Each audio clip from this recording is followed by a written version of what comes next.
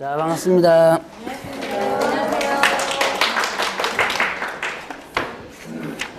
오늘 어디 할 차례예요? 200페이지 할 차례죠? 자, 오늘 이제 부동산 거래 신고 등에 관한 법률 부분이 끝나고 중개실무를 할 텐데 오늘 요약 프린터까지 가야 되는데 요약 프린터 어디까지 요약 프린터가 어디까지 아세요? 알기는? 쳐다보긴 쳐다봤어요. 네, 맨 뒤에 이제 가야 되는데 한번 봅시다. 오늘 배울 것 중에서 보면 일단은 앞부분에 외국인 등의 부동산 등 취득 특례 부분 이제 평균적으로 한 문제 나와요. 근데 이제 요건 양이 적어서 한 문제 정도 나오는데 괜찮아요. 그런데 그 뒤에가 문제입니다. 토지거래 허가 부분이 평균적으로 한 문제가 나와요. 그러니까 한 문제가 나오는데 문제는 어떻게 돼? 양이 엄청나 많죠. 그래서 가성비, 여러분들 가성비 아시죠? 네. 가성비를 굳이 따진다면 가성비가 영 아니에요. 왜냐하면 양은 공부한 양은 많고 그 다음에 나오는 것은 몇 문제? 한 문제밖에 안 나오고 이게 이제 가성비가 영 아닌 게 두 개가 있어요. 중개사법에. 하나는 바로 이게 토지거래 허가 부분과 그 다음에 또 하나는 이제 여러분들 이제 1월 달에 안 배웠던 매수신청 대리 대법원 기준이 있거든요. 그 두 개가 각 한 문제씩 나오는데 배우는 양은 좀 많습니다. 그래도 포기하지 말고 여러분들 이제 수업 시간만큼이라도 듣고 나중에 요약집 같은 거라든가 프린트본 한 번씩 쭉 한번 훑어본다면 점수가 충분히 나올 수 있습니다.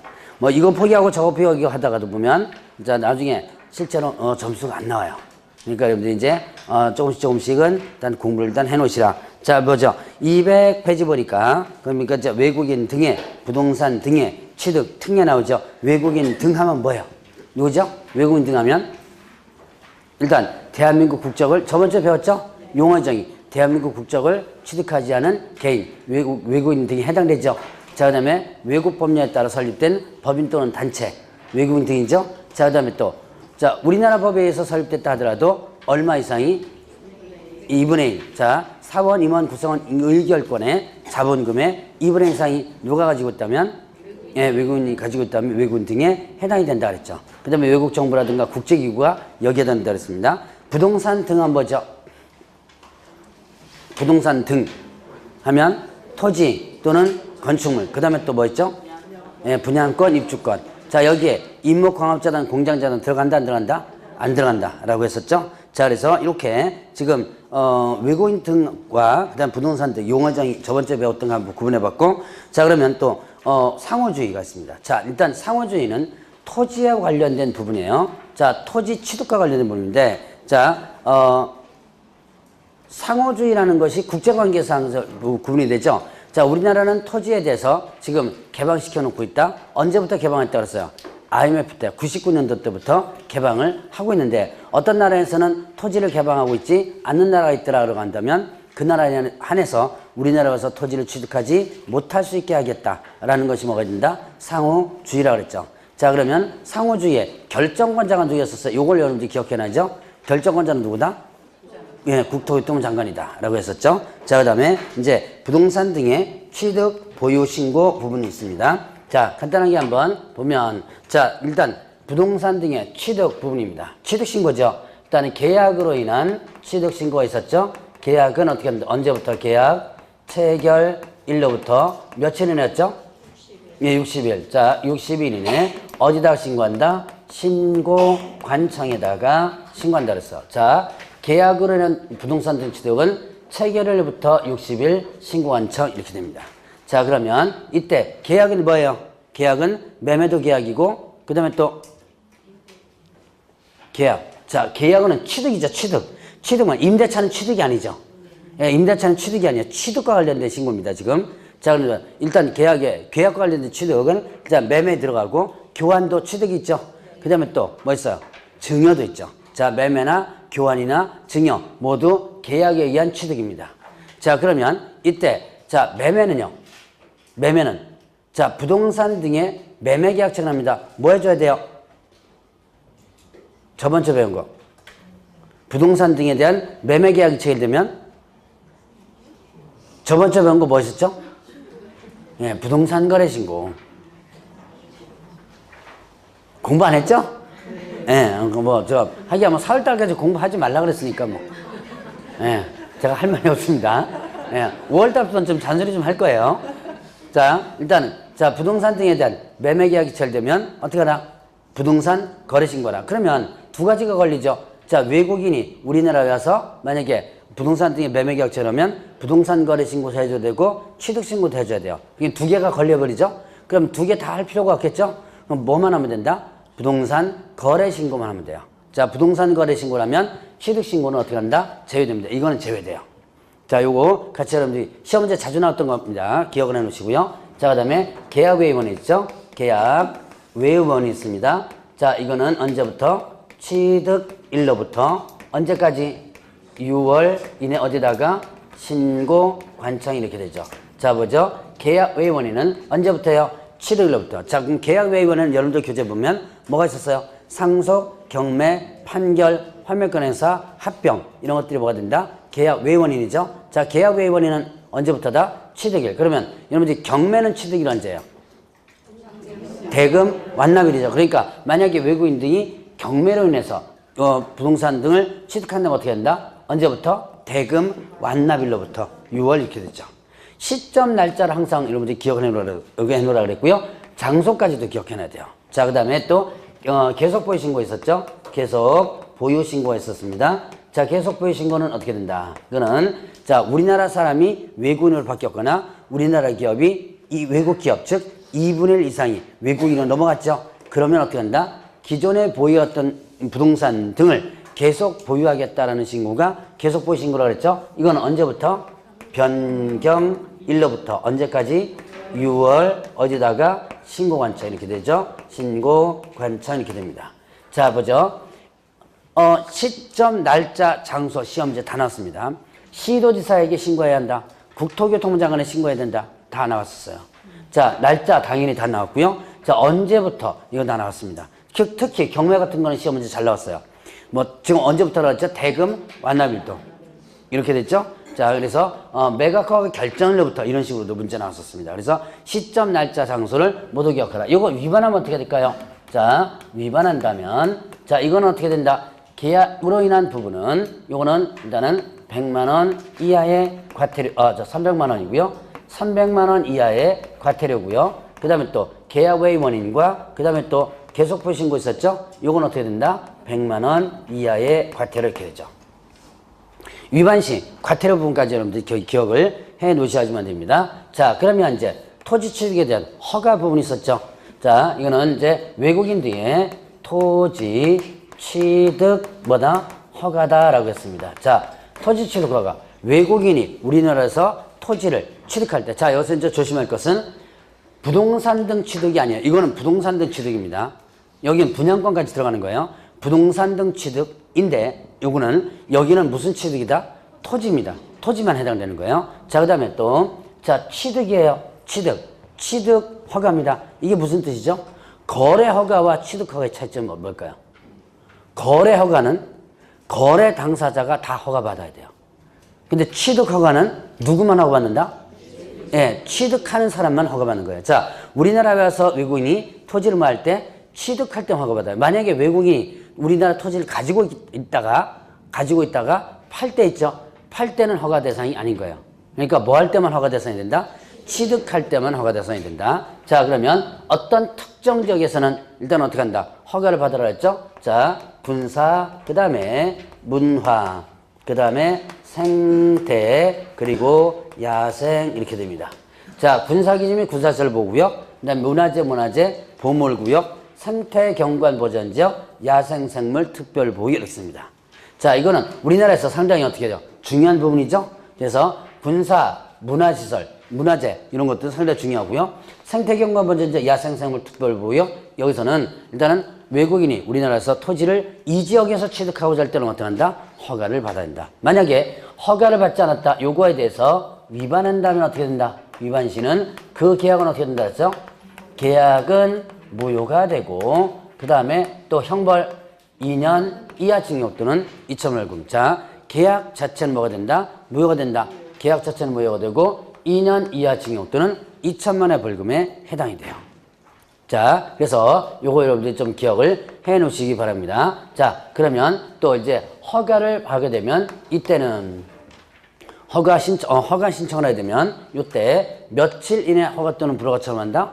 15일. 자, 허가 신청 어디다 해요? 신고관청해야죠. 신고관청 허가 신청을 하면 15일 이내에 허가 또는 불허가 처분하고 지역구역의 지정 목적 달성에 지정을 주지 않는 범위 내에서 허가를 하도록 하고 있어요.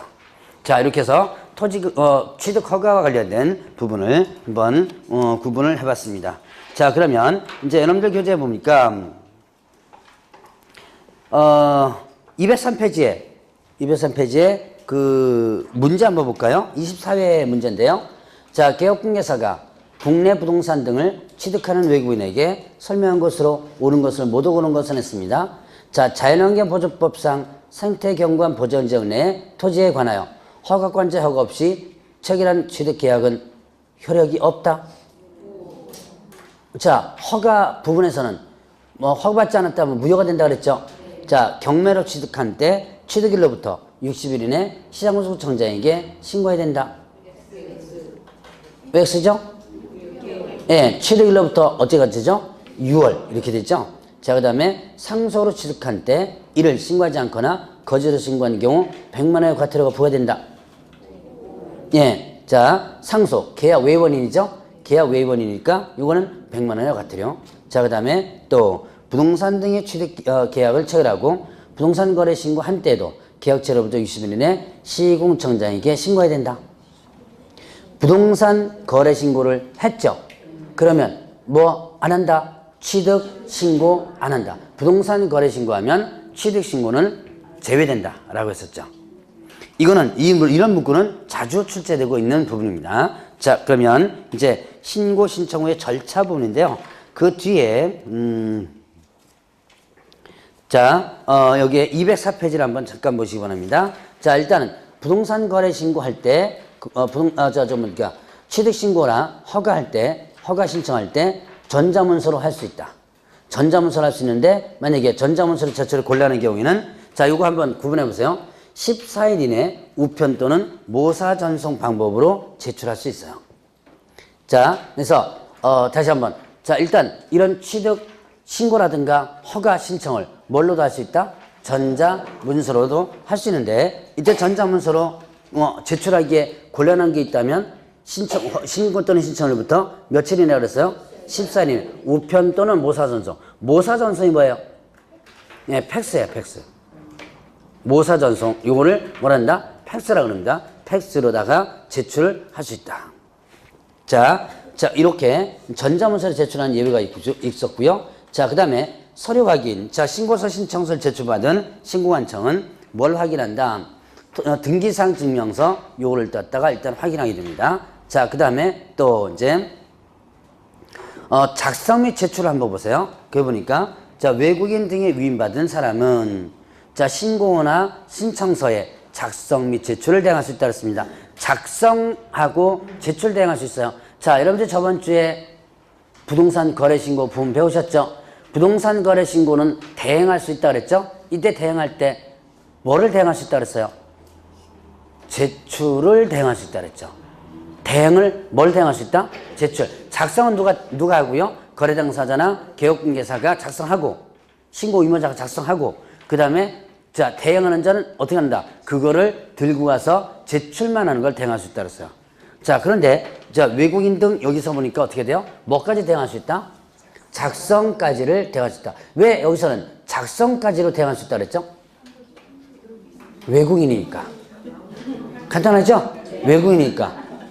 왜? 외국이니까 왜요? 네, 한글 잘 모르죠? 그래서 작성까지를 대행할 수 있다고 나옵니다. 자, 부동산 거래 신고에다가 작성을 대행할 수 있다 그러면 틀려요. 근데 여기는 어떻게 된다? 작성까지다. 자, 그 다음에 또 이제 취득 신고 관리 있습니다. 자, 신고관청은 신고 내용 및 허가 내용을 매 분기 종료로부터 1개월 이내 시도지사에게 제출합니다. 자, 신고관청은 신고 허가 내용을 분기 종료 1개월 이내 일단 시도지사 제출하면 시도지사는 다시 이거를 제출받은 날로부터 언제까지? 1개월 이내 누구한테 다시 제출한다? 국토교통부장관에 제출하죠. 자, 여기까지 해서 이제 외국인 등의 부동산 등 취득과 관련된 부분 한번 봤고요. 자, 이제 토지거래 허가 부분 봅니다. 자, 토지거래 허가 부분은 어려운 것 같지만 여러분들이 쭉 한번 듣고 그 다음에 또 기본 내용 한번 정리를 해놓으면 요약 프린트 한번 보라 그랬죠? 보게 되면 여러분들이 어느 정도는 그렇게 크게 어려운 건 아니에요. 자, 그러면 토지거래 허가 왜 이렇게 토지거래 허가로 지정해요? 토지거래 허가로 지정하는 이유는 예, 투기를 억제하는 거죠. 투기를 억제하는 거죠. 이때 지정권자가 있죠. 지정권자가 누구다? 예, 지정권자는 국토교통부 장관 또는 뭐예요? 시도의사. 국토교통부 장관이 지정할 때는 어떻게 한다? 2개 이상의 시도 관할구에 걸쳐있을 때, 예를 들어서 경기도와 서울시에 이렇게 걸쳐있습니다. 이렇게 걸쳐있는 지역에 있다면 경기도지사하고 서울특별시장하고 같이 합의해서 하면 되는데 얘네들이 이제 원수정원이죠. 왜? 서로 싸우게 되고 그러다 보니까 어떻게 된다? 아예 국토교통부장관이 지정하는 거예요. 자, 그러면 이제 허가구역이 동단시도 안에 일부 지역이다. 경기도 지역이다. 그러면 경기도지사가 지정을 해도 되겠죠. 그래서 이때는 시도지사가 지정한다. 다만 예외적으로 국가가 시행하는 사업이라면 누가 지정할 수 있다? 국토교통부 장관이 지정할 수 있어요. 자, 시도 안에 일부 지역이라 하더라도 사업 시행을 누가 하는 거라면 국가가 하는 거라면 누가 지정할 수 있다? 예, 국장이 지정할 수 있다. 자, 그러면 이제 지정 지역과 기간인데요. 지정 기간은 몇 년 이내 기간을 한다 그랬죠? 5년 이내 기간을 정해서 지정하는데 지정 지역이 두 가지가 연결되지만 된다 그랬죠? 일단 투기적 거래가 성행하거나 그다음에 또 자, 투기 억제 목적이라 그랬죠? 투기적 거래가 성행하거나 지가가 급격히 상승하는 지역과 그러한 우려가 있는 지역. 자, 투기적 거래 성행, 지가 급격 상승, 그러한 우려가 있는 지역으로서 자, 이제 땅값이 올라가는 조건이 있습니다. 토지 이용 계획이 새로 수립되거나 변경된 지역. 토지 이용 계획이 새로 수립되거나 변경된 지역. 자, 토지 이용 계획이 수립되거나 변경됩니다. 좋은 쪽으로 수립되거나 변경되면 어떻게 해요? 땅값이 올라가겠죠. 자, 그 다음에 행위 제한이 어떻게 돼요? 완화되거나 해제되는 지역. 자, 행위 제한이 당연히 어떻게 돼요? 완화된다면, 해제된다면 땅값이 올라가겠죠. 자, 여기에 완자를 뭘로 고칠 수 있냐면 강자로 고칠 수 있어요. 강화되거나 그러면 어떻게 돼요? 네, 틀리죠. 시험 문제 한번 나왔던 거예요. 완자를 뭘로 가지고? 네, 강자로. 어디서 나왔냐면 공법에서. 요거 작년 이전까지는요. 작년부터 이 과목이 들어왔고 재작년까지는 어디 있었냐면 공법에 있었던 내용입니다. 공법에 국토기획법에 있었던 내용이에요. 국토기획법에 있었던 토지거래 허가 부분을 저 부동산 거래 신고에다 땡겨왔거든요. 그러니까 공법에서도 문제 참 치사하게 나오는 거 많습니다. 그러니까 자, 완자를 뭘로 바꿔서 한번 나왔더라? 강자로다가 해서 나왔었습니다. 자, 그 다음에 또 개발 사업이 진행 중이거나 예정되어 있는 지역과 인근 지역. 개발 사업이 진행 예정 인근 지역. 자, 땅값이 올라갈 수 있겠죠. 그 다음에 투기 우려가 있다고 인정되거나 아니면 요청하는 지역. 자, 그러면 보죠. 이렇게 투기적 거래가 서행하거나 지가가 급격히 상승하는 지역으로서 예를 들어서 개발 사업이 진행되고 있는 지역이에요. 그러니까 개발 사업이 진행되고 있는데 투기적 거래가 성행한다. 그럼 어떻게 된다? 허가 지역으로 지정할 수 있는 지역이 되는 거죠. 자, 이렇게 두 가지가 연결되어야지만 된다라고 하는 거. 자, 그러면 지정 절차를 보죠. 일단 지정 절차. 지정권자가 누구예요? 지정권자. 일단 지정권자부터 보죠. 지정권자는 누구다? 네, 국토교통부 장관. 그 다음에 또 뭐 있어요? 네, 시도지사죠. 시도지사. 자, 이게 지정권자입니다. 그러면 지정권자가 토지거래 허가구역으로 지정하고자 할 때는 심의를 거쳐야지만 됩니다. 자, 심의를 자, 국토교통부 장관은 누구의 심의? 중앙도계위. 중앙도계위. 도시계획위원회죠. 중앙도계위에 심의를 거치고 시도지사는 시도도계위에 심의를 거친다. 자, 여기서 조심할 것은 여러분들 공법에서는 아마 이게 도계위를 중앙과 지방으로 나눠가지고 중앙도계위와 지방도계위 이렇게 아마 구분할 거예요. 근데 여기서는 지방도계라고 하면 틀려요. 자, 지방도계는 다시 두 가지 나눠집니다. 시도도계위와 시군구 도계위가 있어요. 자, 여러분들 경기도에 보면 경기도에 도계위가 있고요. 그 다음에 또 광명시에도 뭐가 있다? 도계위가 있습니다. 자, 그러니까 이 둘을 합치면 지방도계위예요. 그래서 여기서는 자, 좀 세부적으로 구분해 줘야 돼요. 뭐라고 구분하라? 시도 도계위에 자, 도시계획위원회에서 심의를 거치는 거예요. 자, 위원회 하면 역할이 뭐라 그랬어요? 심의가 그 역할이라 그랬죠? 그런데 자, 여기서 보죠. 심의 거치는데 이 가운데서 자, 심의 전에 해야 될 일이 하나 있는데요. 의견을 청취하는 부분이 있는데요. 어떤 경우냐면 재지정시 이렇게 됩니다. 자, 의견을 청취한다. 어떻게 할 때? 재지정시. 자, 의견을 청취하러 했습니다. 자, 재지정은 뭐예요? 자, 지금 토지거래 허가구역은 몇 년 범위에 지정하죠?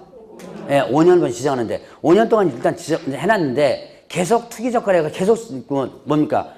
성행하거나 아니면 집가가 계속 올라가요. 허가가 되는데도 그럼 계속 지정해줘야죠. 이때가 이제 다시 지정할 때가 재지정이죠. 이때 의견을 들어라. 그럼 누구의 의견이냐? 국토교통부 장관은요.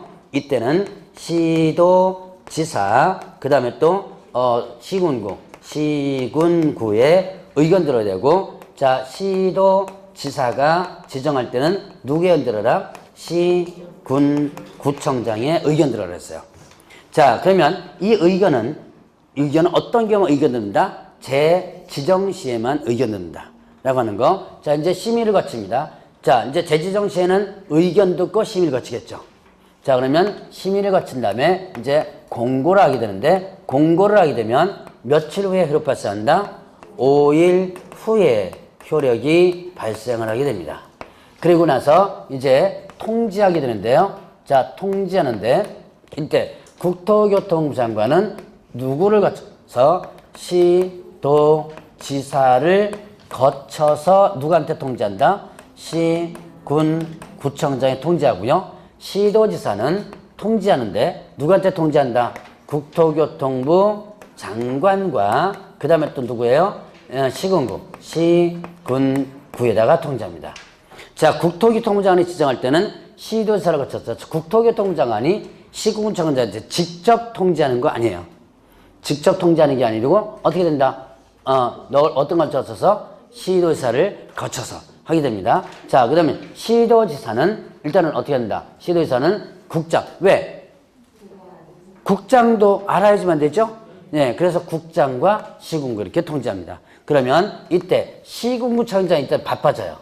시군구청장은 일단은 어떻게 한다? 세 가지 일을 하게 되는데 지체 없이 어디로 통지하냐면 등기소장. 등기소장에게 뭐 한다? 통지를 하게 됩니다. 등기소장이 왜 통지해요? 자, 예를 들어서 광명시에 등기소가 있죠. 근데 광명시 전체가 토지거래 허가로 지정되는 게 아니죠. 전체가 한다면 자기 지역이 전체가 만약에 허가지에 지정된다면 등기소에서도 뭐 그냥 여기 우리 지역이 다구나 라고 생각하면 되는데 광명시의 일부 지역이에요. 그럼 등기소는 어떻게 돼요? 그쪽 지역에 등기가 들어올 때는 어떻게 된다? 등기 신청 들어올 때는 뭘 확인해 줘야 돼요? 그렇죠. 허가증이 첨부되는지. 허가증이 첨부되지만 등기됩니다. 허가증이 첨부되는지 확인해 줘야죠. 그걸 알아야지만 되겠죠. 그래서 통지하는 거예요. 자, 그 다음에 또 7일 이상 뭐하고 공고하고 그 다음에 또 15일간 어떻게 한다? 열람한다 이렇게 됩니다. 자, 다시 한번 7일 이상 뭐하고 공고하고 15일간 열람한다. 자, 이제 이거는 문제로 나올 수 있습니다. 뭐라고 하냐면 7일간 공고하고 15일 이상 열람한다. 지금 어떻게 했어요, 제가? 이거 바꿨죠? 네. 그 다음에 15일 이상 공고하고 7일간 열람한다. 이렇게 숫자도 바꿔놨죠? 네. 이렇게 나올 수도 있다. 안 나오길 바라야죠? 네. 근데 그렇게 나올 수도 있습니다. 이슈가요? 이거 나중에 읽다 보면요. 사실 가끔씩 제가 이제 문제 내잖아요. 모의고사 같은 거. 내가 문제 낼 거 내가 틀려요. 이런 거 하나씩 바꿔나가서 하다 보니까 읽다 보면 내가 문제를 내놓고 내가 놓칩니다, 이거. 그런 경우도 종종 있어요. 그러니까 이런 것들은 실제로 상대에 나오면 사실 안 되는 문제들인데, 근데 어쩔 수 없어요. 이런 문제가 나와요. 근데 이런 문제가 왜 나오느냐 하면, 옛날부터 이게 이제 문제가 전통적으로 나온 이유가 있어요. 부동산 중개와 관련, 이 중개사법 있죠? 중개사법을 전공한 사람들, 법학을 전공한 사람들이 되면요, 문제 되게 어렵게 나옵니다. 왜냐하면 법학에 대해서 너 잘 알기 때문에. 그런데 이 부동산 중개, 이쪽 중개사법은요, 거의 다 보면 출제위원들이 법학을 전공한 사람들이 없어요. 대학 교수들 보면 부동산 중개론을 강의하는 사람들이 대부분 되거든요. 근데 부동산 중개론을 강의하는 대부분의 교수들이 법학 전공자가 아니라 부동산 학 전공자예요. 학 전공자가 중개론을 강의하다 보니까 어떻게 돼요? 법 잘 모르죠? 네, 이 사람들 법 잘 몰라요. 그러니까 자, 출제는 해야 되겠고 법조문 갖다 놓고 뭐만 바꾸는 거예요? 네, 숫자 바꾸고 말만 바꾸는. 어쩔 수 없어요, 그거는. 그러니까 이게 나중에 뒤에서 욕한다 하더라도 어쩔 수 없이 그렇게 공부를 해줘야 돼요. 예, 자, 이제 이런 식으로 바꿔서 나올 수가 있다는 거 기억을 해 놓으시고, 자, 그러면 이제 또 효력은 자, 며칠 후에 발생한다 그랬어요? 5일 후에 발생한다 그랬죠? 자, 207페이지 보면 지정 해제 축소 나옵니다. 자, 축소 요청이 이유 있다고 인정되거나 그 다음에 또 사유가 없어졌다고. 자, 지정 사유가 없어져 인정되거나 축소 요청이 있는 경우에 해제하거나 일부러 축소해야 한다. 자, 해제 축소를 하야 한답니다. 해제 축소를 뭐 한다? 하야 한다. 할 수 있다가 아니고 하야 한다예요. 자, 지정 사유가 없어졌을 때, 사유가 없어졌을 때, 요청이 있을 때 이때는 뭐 한다? 하야 한다. 이것도 한번 출제가 됐던 부분입니다. 자, 지정은 어떻게 한다? 이 지정은 할 수 있다예요. 국장 시도의사가 지정을 할 수 있다는데 해제 축소는 어떻게 한다? 하야 한다. 자, 그리고 또 해제 축소도 당연히 이 절차를 준용하게 되고요. 효력은 언제부터 발생한다? 공고한 날, 그날부터 발생해요. 해제 축소만큼은 그날부터 발생한다. 자, 왜 그날부터냐? 해제 축소는 좋은 거예요, 나쁜 거예요? 나쁜 거예요? 좋은 거죠? 예. 네, 토지 소유자 입장에서 좋은 거죠, 해제나 축소는. 그러다 보니까 그날부터 효력 발생시켜도 큰 문제가 없겠죠. 그래서 해제 축소는 그날부터 라고 합니다. 자, 그럼 이제 허가권자를 보죠. 허가권자는 토지 소재지 뭐예요? 시, 군, 구청장. 이걸 토지 소재 시군구청장을 뭐라 그런다? 허가관청이라 그러죠. 허가관청. 자, 그럼 허가 대상을 보면요. 자, 소유권 지상권에 대한 이전 설정에 대한 계약 이야기입니다. 자, 이제 큰 틀로만 보죠. 소유권 지상권 두 가지 권리죠. 거기에 대한 이전하거나 설정하는 계약 예약. 요게 이제 큰 틀로 나온 거죠. 자, 그 다음에 소유권 지상권의 취득을 목적하는 권리를 포함한다 그랬죠. 자, 근데 그 취득을 목적하는 권리가 뭐냐? 그 밑에 알아두게 하는 부분에서 보니까 자, 뭐 대물변제기야, 양도담보, 가등담보, 매도담보 뭐 이런 거 있죠. 자, 판결, 그 다음에 이런 것들, 이게 뭐냐면 취득을 목적하는 권리입니다. 자, 근데 세부적으로 양도담보, 가등기담보까지는 나온 게 그렇게 없어요. 그러니까 일단은 요 법조문을 중심으로 일단 기억을 해놓으세요. 자, 소유권 지상권에 취득을 목적하는 권리 포함되고, 그 다음에 또 하나 대가를 받고 이전하거나 설정하는 경우만 해당한다 그랬죠. 그러니까 유상계약만 해당되죠. 무상은 해당된다 안 된다? 안 된다. 자, 이제 토지거래 허가 대상을 보겠습니다. 허가 대상은 소유권 지상권에 대한 뭘 얘기한다? 다시 이제 큰 틀로 다시 구분합니다. 소유권 지상권에 대한 뭐예요? 예, 설정하는 소유권 지상권을 설정, 이전하거나 설정하는 계약, 예약. 그 다음에 또 소유권 지상권에 대한 취득 목적하는 권리까지 포함되고요. 자, 그 다음에 무상, 유상, 예, 유상만 해당된다 라고 합니다. 그러면 허가기준 면적을 보죠. 허가기준 면적을 보면 그 다음 페이지 나옵니다. 그 다음 페이지에 자, 도시지역과 도시지역 외로 나오죠. 자, 이 기준 면적 기억을 좀 해놓으셔야 되는데, 자, 이 허가기준 면적을 보면 자, 주거지역 180 이하는 허가 대상 아니다, 필요치 않은 거예요. 그럼 180을 뭐하면 넘으면 이상이 아니라 이하라면, 자, 180 이하라면 180이 들어가야 안 들어가요? 예, 들어가죠. 그러니까 이상이라고 표현하는 게 아니라 초과라고 표현해줘야 돼요. 반대편은 자, 180을 초과하면 허가 대상이고 이하면 허가 대상이 아니다. 자, 상업지역은 어떻게 된다? 200. 그 다음 공업은 660, 녹지 100, 미지정 90 이렇게 되죠. 도시지역 외에는요, 임야 1000, 농지 500 이렇게 되죠. 자, 일단 이걸 구분해보면 도시지역과 도시지역은, 자, 여러분들 좀 이거는 좀 기억을 좀 해놓으라 그랬죠? 시험 문제 종종 나왔던 부분입니다. 주 18, 그 다음에 상위 066, 그 다음에 녹백미구 이렇게 기억을 하라 그랬죠. 자, 그 다음에 도시지역 외에는요, 농어, 임천, 뭐 임천, 그 다음에 농오 이렇게 한번 구분해 봅니다. 자, 일단 주 18 뭐예요? 18이니까 주 180, 상 2, 상 얼마? 상업 200, 066, 공업지역 660, 녹백, 녹지 100, 미지정 90 이렇게 됩니다. 자, 그래서 주거 180, 상업 200, 공업 66, 660, 녹지 100, 미지정 90. 자, 그 다음에 도시지역 외로서 임천, 임야 얼마? 1000, 농지 얼마? 500. 5000이 아니에요. 아무래도 임야보다는 좀 좁겠죠, 농지가. 자, 500 이렇게 됩니다. 요 면적, 실제 예전에 기출문제에서 상당히 많이 나오는 거예요. 자, 그러면 예외적으로 지정권자가 기준 면적의 10% 이상 300% 이하의 범위 내에서 따로 정한 경우는 그 공간 경우 거기에 따른다 그랬습니다. 따로 정한 경우라면 거기에 따른다 그랬죠. 자, 그럼 10% 이상 300% 이하 범위에서 따로 정합니다. 자, 지정권자가 주거지역, 자, 토지거래 허가를 해놓습니다. 200%로 지정해놨습니다. 200%로 지정했어요. 그러면 주거지역이라면 얼마가 초과되면 허가 대상이에요? 200%로다가 지정했습니다. 그러면 주거지역이라면 얼마가 초과되면 허가 대상이 된다? 네, 360. 주거지역의 기본이 뭐예요? 네, 180 초과되면 허가 대상이죠? 그러면 이걸 200%나 해놨다면 어떻게 된다? 네, 360. 예전에 여러분들이 시흥에 사셨던 분이 계실지 모르겠는데 옛날에 시흥이요. 10몇 년 전에 한창 왜 토지 막 뜰 때 있죠. 그때 시흥 지역이 토지거래 허가가 10%로 지정됐었던 적이었어요. 여기 지금 몇 프로부터 시작됐다 그랬죠? 10% 이상부터. 그러니까 그때 시흥에서 뭐를 거래도 허가받았냐면 빌라 같은 거 있죠. 시흥 지역, 뭡니까? 제가 지역을 잘못, 시흥이 아니고 화성이에요, 화성. 시흥은 여기죠, 여기 아니고 화성 지역 있죠, 저 밑에. 화성 지역에. 화성 지역에서 보면 10%로 지정됐던 적이 있었어요. 그러니까 빌라 거래도 허가를 받아야 돼요.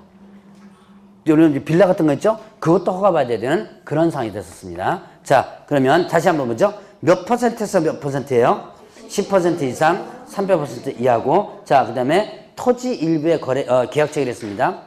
허가 면적 산정할 때 일단의 토지 이용을 위해서 토지 거래 계약을 체결한 날부터 1년 이내 전부터 일부에 대하여 다시 계약 체결하는 경우에는 일단의 토지 전체에 대한 거래로 본다라고 했습니다. 자, 이게 무슨 얘기냐면 일단이란 하나의 단위라고 보시면 돼요.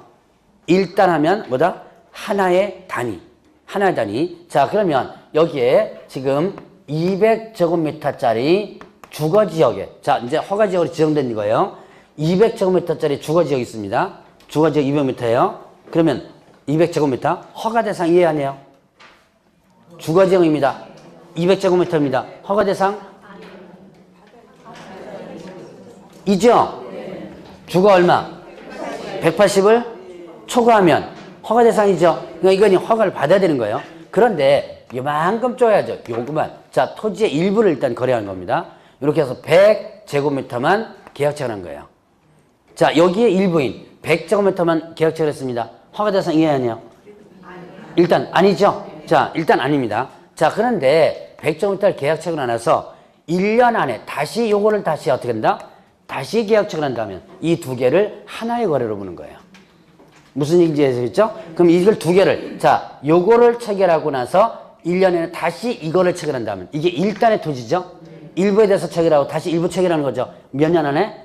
1년 안에. 그럼 이거는 하나의 거래로 본다. 하나의 거래로 보니까 당연히 어떻게 돼요? 토지거래 허가를 받아야지만 되는 거죠. 자, 이거는 분할되지 않은 상태고요. 그 밑에 보니까 분할허 거래가 있어요. 토지거래 허가구역을 지정했습니다. 허가구역으로 지정을 해놓고 나서 지정해놓은 뒤에 이 200제곱미터를 쪼개가지고 100으로 뭐 하는 거예요? 인위적으로 분할시켜 놓는 거예요. 아까 거는 분할이 안 된 상태 일부 계약 체결한 거죠? 근데 아예 뭐 어떻게 하는 거예요? 분할을 시켜놨습니다. 자, 분할을 시켜놨다고 한다면 이때 최초 거래안에서는 뭘 받아라? 허가를 받아라. 왜냐? 토지거래 허가를 받지 않은 목적으로 일부러 쪼개놓을 수도 있죠. 그렇기 때문에 어떤 경우에는 최초 거래안에서는 허가를 받아라. 자, 이때 공유 지분으로 거래되는 경우 같다라고 했습니다. 자, 그러면 허가 신청서 제출합니다. 당사자 공동으로 허가 신청서에 뭐와 뭐를 첨부해요? 토지 이용 계획과 취득 자금 조달 계획. 적어서 토지 이용 계획서, 그 다음에 또 취득 자금 조달 계획서. 요 두 가지를 적어가지고 누구한테 제출? 허가관청. 허가관청은 뭐예요? 예, 시장, 군수, 구청장. 허가관청, 시장, 군수, 구청장에게 제출을 합니다. 자, 그러면 그때 자 시장, 군수, 구청장에 제출하는데, 근데 자, 여러분들 209페이지 보세요. 변경 허가를 받은 자는 마찬가지로 어떻게 돼요? 허가관청에 변경허가 신청서를 제출해줘야 돼요. 그러니까 허가, 변경허가 다 받아주면 되겠죠? 자, 그렇게 만약에 하게 된다면, 자, 일단은 허가관청에서는 필요한 조사합니다. 지체 없이 필요한 조사하고 신청서를 받는 날부터 15일 이내 허가 또는 불허가 처분하도록 하고 있고요. 그 다음에 또 사진 촬영 보관을 해줘야 돼요. 자, 그러면 이제 신청 시 제출 서류가 있는데, 토지 이용 계획서와 그 다음에 뭐가 있다? 취득 자금 조달 계획서가 있죠. 토지 이용 계획서와 그 다음에 또 취득 자금 조달 계획서 두 가지가 있는데, 자, 이 토지 이용 계획서에 포함될 사항 있죠. 그거 다 기억할 필요는 없고요. 자, 210페이지를 보세요. 거기에 보니까 임업용으로 이용하고자 하는 경우 있죠. 거기에 하나 밑줄 치겠습니다. 임업용으로 이용하고자 하는 경우는 몇 년 이상? 네, 2년 이상의 산림 경영 계획이에요. 2년 이상의 산림 계획인데 반기별로 구체적 작업 일정을 포함하는, 반기가 뭐예요? 6개월이죠, 6개월. 분기가 몇 개월이에요? 3개월이죠. 자, 반기별로 작업 일정을 포함하라고 했습니다. 그 다음에 또 이제 취득 자금 조달이 변경된 경우에는 어떻게 된다? 등기일까지 변경사항을 제출할 수 있고요. 취득 자금 조달이 변경됐다면 등기일까지 제출할 수 있고, 자, 착공일 이것도 하나 기억해놔야 되겠네요. 착공일은 취득한 날부터 몇 년 초과되는 범위 내에서 할 수 있다?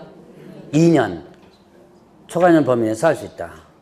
자, 이게 뭡니까? 예를 들어 토지 이용 계획서를 제출해요. 나 이 땅 사가지고 뭐 짓겠다? 주택을 짓겠다는 거예요. 그럼 주택 짓겠다고 했으면 이때 착공일은 취득일로부터 몇 년? 예, 2년에 주택 지란 얘기예요. 자, 그 다음에 또 그 기간에서는 허가인가 승인 이런 소요되는 기간은 산입하지 않는다 그랬습니다. 자, 그러면 이제 허가 또는 불허가 아까 잠깐 했었죠. 며칠이나 허가 또는 불허가 처분해요? 네, 15일 이내 허가 또는 불허가 처분하죠. 그래서 허가증을 발급하거나 그 다음에 또 불허가 처분 사유를 통지하라 그랬죠. 근데 선매 협의가 진행 중이다. 선매라는 것은 뭐냐면 먼저 사는 겁니다. 선매 협의가 진행 중이라면 어떻게 하라? 이때는 협의 사실을 토지 소유자에게 알려라 라고 했었죠. 자, 그리고 그 15일 이내 허가 또는 불허가 처분이 통지가 없습니다. 그럼 어떻게 돼요? 통지가 없거나 협의사실 통지가 없을 때는 자, 그 기간이 끝난 날에 뭐라 그랬어요? 다음 날. 자, 여기서 여러분들 조심할 거 하나 나옵니다. 끝난 날의 다음 날이에요. 끝난 날의 다음 날. 끝난 날부터가 아니라 끝난 날의 다음 날에 허가가 있는 것으로 본다. 그러니까 허가 또는 불허가 처분 안 하고 그 기간이 그냥 지나가 버렸죠? 그러면 일단은 그 기간이 끝난 날의 다음 날에 허가가 있는 것으로 보게 돼요. 자, 그러면 국가와 관련된 부분이죠. 자, 국가가 대상이다. 그러면 자, 여러분들 공법에 저번 주에도 잠깐 이거 얘기했던 것 같은데 공법에서 어떤 행위자리나 이런 데서 국가가 나오면 다 어떻게 돼요? 제외돼요. 예, 다 제외되죠? 예, 다 면제되거나 제외되고 그렇죠. 근데 다만 이제 저번 주에 부동산 거래 신고분에서는 국가 등이 일방이라면 어떻게 한다? 국가 등이 단독으로 신고해야 되는 오히려 강화된 예외적인 부분이 있죠. 그런데 여기서는 국가 등이라면 허가 일단 안 받는다라고 보시면 돼요. 자, 보죠. 당사자 한쪽 또는 양쪽이 국가 등. 자, 국가 등 하면 뭐죠? 국가, 지자체, 공사, 공공기관. 이걸 묶어서 뭐라 한다? 국가 등이죠. 국가, 지자체, 공사, 공공기관 이런 국가 등이라면 자, 시장군수청장과 협의할 수 있다 그랬죠. 협의가 성립된 때 허가를 받은 것으로 본다. 자, 그래서 당사자 한쪽 또는 양쪽 일방이나 쌍방이 국가 등이라면 허가권자와 협의할 수 있고 허가권자 협의하면 허가를 받은 것으로 본다. 결국은 어떻게 되는 거예요? 허가 신청 제출해야 하나요? 안 하죠. 자, 그 다음에 그 밑에 보니까 자, 국유재산과 관련된 법이 있어요. 국유재산 종합관리계에 따라서 국유재산을 취득하거나 처분하는 경우 허가 기준에 적법히 취득 처분합니다. 허가 기준에 맞게 취득 처분하고 나서 이걸 내용을 허가원체 뭐하면 통보하면 이때는 협의가 성립된 것으로 본다 그러죠. 협의가 성립된 것으로 본다. 자, 그러니까 어쨌든 국가 등이나 국유재산 같은 경우는 허가 받아야 안 받아요? 안 받는다라는 부분이죠. 자, 그리고 이제 허가 대상이 아닌 것 나옵니다. 자, 허가 대상이 아닌 거. 자, 여러분들 교재 보니까 다음의 경우 토지거래가 규정 적용되지 아니한다라고 되어 있죠. 자, 이거 시험 문제 잘 나오는 것 중에 하나니까 기억을 다 해놓으셔야 되는데, 자, 뭐 1, 2, 3번에다가 그 뒤에 나오니까 뭐 있어요? 저쪽 21번까지 나오네요. 양이 좀 많죠? 자, 일단 누구 안 받아요? 누가 하는 건? 국가 등이 하는 것은 허가대상 이다 아니다? 아니다. 자, 국가 등 뭐예요? 수용됐거나 그 다음에 사용했거나 아니면 또 협의 취득했거나 협의 취득 있습니다. 자, 그 다음에 매수 청구, 매수 청구됐고 청구한 것을 매수하거나. 자, 불허가 처분됐을 때 매수 청구예요. 자, 그 다음에 또 경매나 그 다음에 압류 부동산 공매나 이런 것들이에요. 뭐 여러분들이 그 교재 보면 물납 이런 것도 있어요. 물납 들어보셨죠? 네.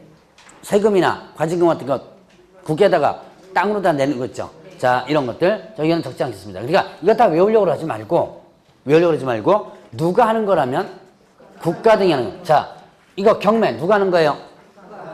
국가 중에서 법원에서 하는 거죠. 국가 등에 해당되죠. 자, 그 다음에 압류부동산 공매. 국세징수법에 의한 압류부동산 공매예요. 국세징수법에 의한 압류부동산 공매, 이거는 일단 어떻게 된다? 누가 하는 거죠? 세무서장이나 지자체에서 하는 거죠. 이거 뭐 하는 거예요? 세금을 뭐 했을 때? 체납했을 때. 세금을 체납했을 때 그 강제징수하는 것이 이거였죠? 이거 누가 하는 거다? 국가 등이 하는 거죠. 그러니까 안에 있는 내용을 다 하나씩 외우지 말고 누가 한다면 국가 등이 한다면 이때는 뭐 한다? 허가 대상이 아니다. 이렇게 여러분들이 기억하면 돼요. 자, 그 다음에 또 이제 분양. 자, 분양은 주택과 관련된 부분, 그 다음에 상가, 그 다음에 택지, 그 다음에 또 공장 이런 겁니다. 자, 주택, 상가, 택지. 자, 택지, 주택, 상가, 택지, 공장 이런 것들. 자, 주택, 상가, 택지, 공장 이런 것들을 다 뭐다? 분양할 때 일단 허가 대상입니다. 그러니까 최초 분양계획 체결할 때 허가 대상이 아니에요. 그러면 이거는 왜 허가 대상이 아니죠? 예, 사업 시행자가 어떻게 돼요? 이미 허가를 받고 사업을 시행했기 때문에 이거는 허가 대상이 아닌 거예요. 자, 그 다음에 또 이제 외국인 토지 취득 허가가 있고요. 그 다음에 또 이제 비업무용 부동산 있습니다. 자, 비업무용 부동산에서 몇 회 이상 비업무용 부동산 공매에서 몇 회? 3회 이상 뭐 했을 때? 유찰했을 때. 자, 이제 요런 정도까지만 한번 기억해 보시면 거의 이와 관련된 문제 나오면 풀 수 있을 거예요. 자, 외국인 토지취득 허가. 아까 저쪽에 외국인 토지취득 허가 배웠죠? 외국인 토지취득 허가 받으면 토지거래 허가를 안 받습니다. 근데 이거는요, 아까 저기서는 얘기는 안 했지만, 자, 그것도 있어요. 저쪽에는 또 토지거래 허가 받으면 취득 허가를 안 받는다고 돼 있어요. 자, 이 양쪽으로 다 있습니다. 자, 이제 다시 한번. 외국인 취득 허가 받으면 거래 허가를 안 받는다. 그 다음에 토지거래 허가 받으면 취득 허가 안 받는다. 양쪽 규정이 지금 다 제외가 돼 있어요. 그러면 결론은 어떻게 돼요? 둘 중에 하나만 안 받으면 되지. 이게 아마 나중에 조문 정리하면 다시 하면 될 것 같아요. 근데 어쨌든 둘 중에 하나만 받으면 되는 거죠. 자, 그 다음에 또 하나 비업무용 부동산 공매. 자, 비업무용 부동산은 누가 가지고 있는 거예요? 비업무용 부동산 누가 가지고 있는 거죠? 예, 은행, 금융기관이 업무용이 아닌 부동산 가지고 있죠. 이거 처분하라 그랬죠? 1년에 처분하라 그랬습니다. 그래서 팔아요. 뭐 개인적으로도 팔고 개업공사에 맡겨서도 팔고. 근데 그래도 안 팔리면 어디다 맡기는 거예요? 자산관리공사에. 자, 바로 비업무용 부동산 공매는 누가 대신 팔아주는 거? 자산관리공사가 대신 팔아주는 거다. 자, 그럼 이거는 금융권이 가지고 있는 거기 때문에 사적 거래입니다. 공적 거래가 아니에요. 사적 거래예요. 그래서 자, 비용형 부동산 보면은 허가 대상 2단이다. 허가 대상 2단이다. 네, 허가 대상 2단. 왜 그랬죠? 사적 거래라고 그랬죠. 그래서 허가 대상 2예요. 그런데 누가 지금 대신 팔아주고 있는 중? 자산관리공사, 국가 등에 포함되는 자산관리공사가 대신 팔아주고 있죠. 그래서 얘한테 특혜를 좀 준 거예요. 특혜를 준다. 몇 회 이상? 예, 이제 3회 이상 유찰할 때. 이제 원래는 허가 받습니다.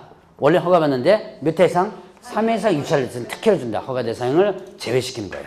자, 요거는 요 정도까지만 이렇게 기억하면 될 겁니다. 자, 그러면 이제 허가 기준을 보죠. 허가 기준을 보면 그 이제 허가를 하연한 경우 있죠. 자, 허가를 하연한 경우 있는데 지금 1번부터 쭉 해서 7번까지가 나옵니다. 자, 허가를 하연한 경우 한번 보죠. 허가를 하여야 하는 경우. 여러분 이제 교재는 7번까지 쭉 나오는데요. 요거는 이제 5가지로 한번 이제 정리해 봅니다. 거주용, 그 다음에 또 복지 편익 시설, 그 다음에 또 농업 등, 자, 그 다음에 또 사업을 시행하는 거, 그 다음에 또 통상경제활동,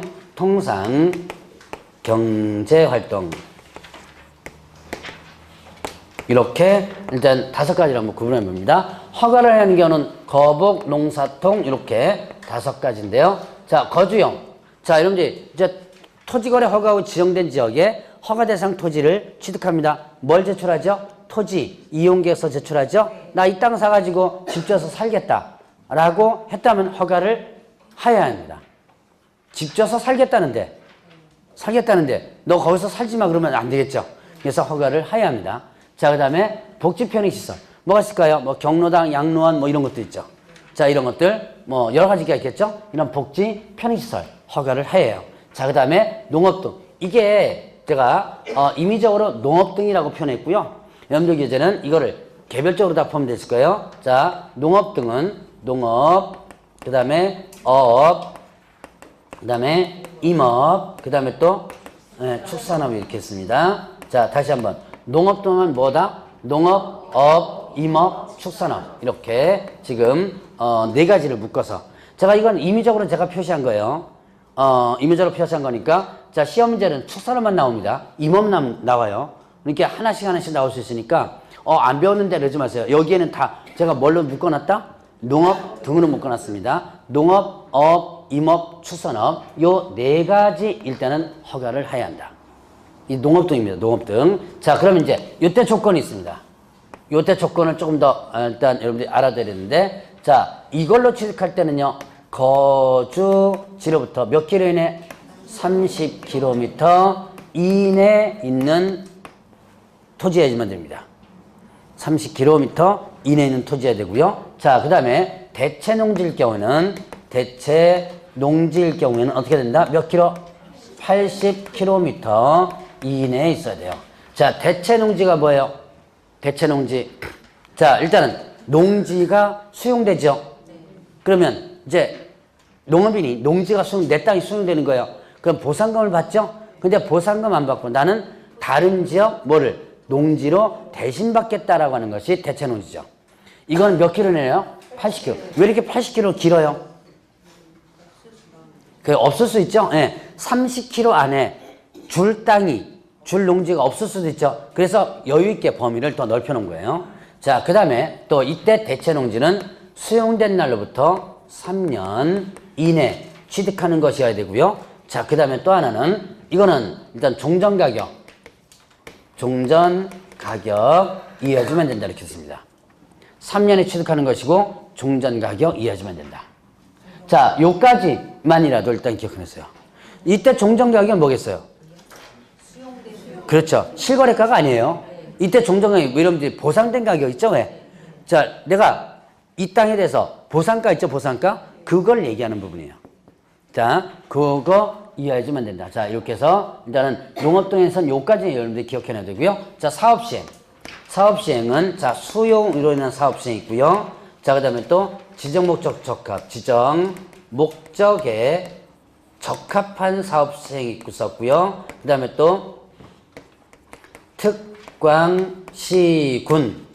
인접특광시까지입니다. 여기는 뭐까지? 인접특광시까지.